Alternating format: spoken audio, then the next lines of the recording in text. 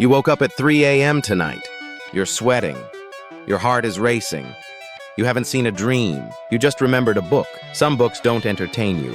They change you. They enter the darkest corners of your mind and stay there. Today I'm going to tell you about 10 such books. Warning, some of these books won't let you rest for weeks. Others will make you doubt yourself.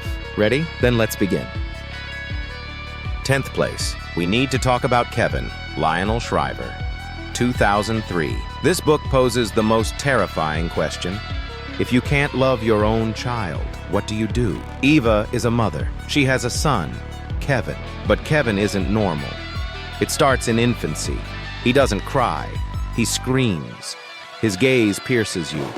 And the most terrifying thing? He knows it. Eva feels that this child does not love her. And worse, she doesn't love this child either. People tell her, a mother's love is unconditional. But it's not always like that. The book is in the form of letters. Eva writes to her son. And in each letter, we go back in time. Kevin grows up. He turns 15. And one day, he commits a massacre at school. The most terrifying part? After reading the book, you ask yourself, was Kevin born evil or did he grow up evil? And there is no answer. 9th place. Bret Easton Ellis's American Psycho. This book is so shocking that the publisher refused to print it. A second publisher printed it, but many pages were censored. Why? The main character is Patrick Bateman. He is 26 years old. He works on Wall Street. He is handsome. He is rich. He has a perfect life. And he is a serial killer.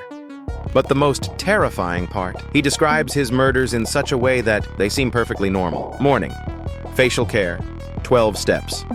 Daytime, business meetings, business cards. Night, murder, in gruesome detail. Ellis draws you into the game. Is Bateman really a murderer? Or is it all in his imagination? Throughout the book, no one recognizes him. People confuse him with someone else. It's as if he doesn't exist. This book is the most terrifying critique of capitalism, materialism, and emptiness. Bateman kills people because he feels nothing. And the most terrifying part? Maybe we're all a little bit like Bateman. We just don't admit it. 8th place. John Fowles' The Collector, 1963. This book will disturb you, because the killer seems very normal. Frederick Clegg, a quiet, shy, lonely man.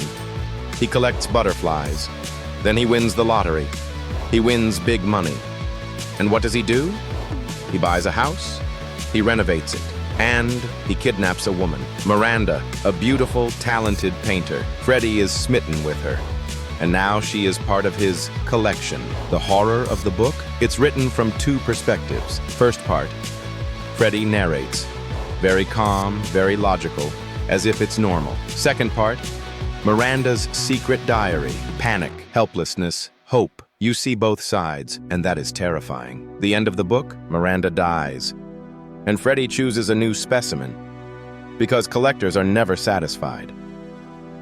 7th place. Ian Banks' The Wasp Factory. Warning, this book is disturbing, really disturbing. Frank, 16 years old, lives on a small island in Scotland with his father. Frank killed 3 people. First, his uncle. Second, his little brother. Third, his uncle's son. All of them were children. Frank created a device called the Wasp Factory. He releases wasps into it and watches how they die. This is his way of seeing the future. And that's not even the darkest part. At the end of the book, you learn that Frank is actually a girl. His father raised him as a boy, with hormones. This book is about gender, violence, and family trauma. And after you read it, you won't feel comfortable for a long time. 6th place. Vladimir Nabokov's Lolita. This book is one of the most controversial novels, and the reason is very simple. It is written from the perspective of a man who understands pedophilia. Humbert, a middle-aged professor, very intelligent, very manipulative. He falls into an obsessive love with 12-year-old Dolores Lolita Hayes, and he tries to convince you that this is love. Throughout the book, he justifies himself using beautiful language, poetry, and manipulation. This is Nabokov's genius. He forces you to take Humbert's side. You read in his voice, you feel his thoughts. And then you come to your senses and say, what am I doing? I'm siding with this pedophile. Lolita is about manipulation, about the power of language. And the scariest part, you can justify anything with the right words.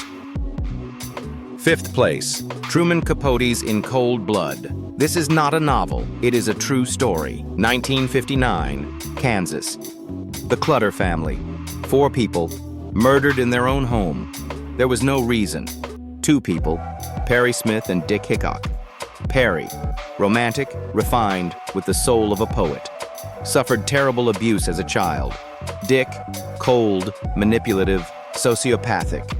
They hear that the Clutter family is rich. They break into the house to find money. They don't find any money, and they kill everyone. Capote interviews these murderers for years. He sits with them in prison. He gets to know them.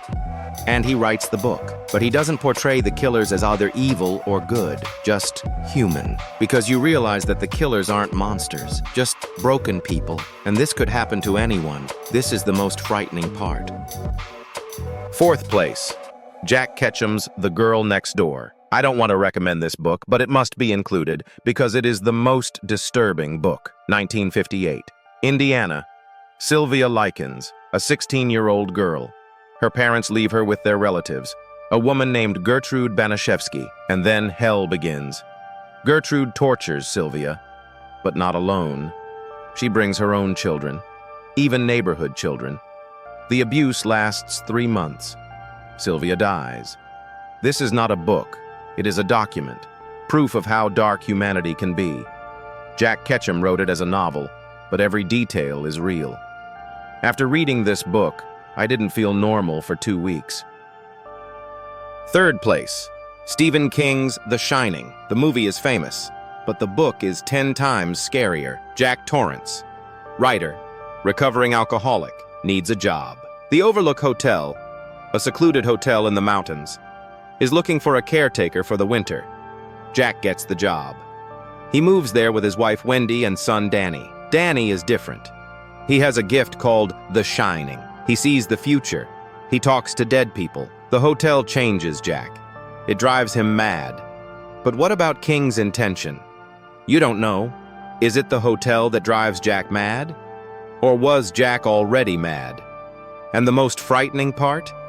Jack wants to kill his own family because the hotel orders it. 2nd place, Hanya Yanagihara's A Little Life. This book doesn't scare you physically. It destroys you emotionally. Jude St. Francis, lawyer, brilliant career, loyal friends, but he carries trauma throughout his life. The abuse he suffered as a child is indescribable. The book is 700 pages long. Every page is painful. Every sentence hits you deeper. Because this book shows you how people live with trauma, how they hide their pain, and how sometimes even love doesn't save you. 80% of readers cry while reading this book. I cried too. But be warned, this book is not recommended for people with depression because it is very, very heavy. And finally, in 1st place, Cormac McCarthy's The Road. This is not just the darkest psychological novel. It is the most terrifying book. The world has been destroyed. We don't know why. It is dry, ashes, darkness. There are no plants. There are no animals. A father and son remain. They have no names, just father and son. They are heading south. They are searching for warmth. They are searching for hope. McCarthy hides nothing. There is cannibalism. There are captive people. There is horror. But the most painful part? The father knows he won't be able to protect his son. He carries a rifle. There are 2 bullets, one for him, one for his son, because dying is better. But this book is not about hopelessness. It is about love. The father says, "You carry a torch." The son asks, "Which torch?" The father, "The torch of humanity, the torch of goodness. This book will destroy you, but then it will rebuild you." I read all of these books, and each one changed me. Some nights I couldn't sleep. Some days I couldn't think about anything else. But are they worth reading? Yes. Because these books show you how complex human psychology is, how difficult life is. And despite that, How beautiful it is. Now my question to you. 1. How many of these 10 books have you read? 2. Which one affected you the most? 3. Are there any other dark novels I should add to my list? Write your answers in the comments. I'll read every comment. And if this video helped you, give it a like. If you want more content about classic literature and psychological novels, subscribe. See you in the next video. And remember, sometimes the darkest books give the most light.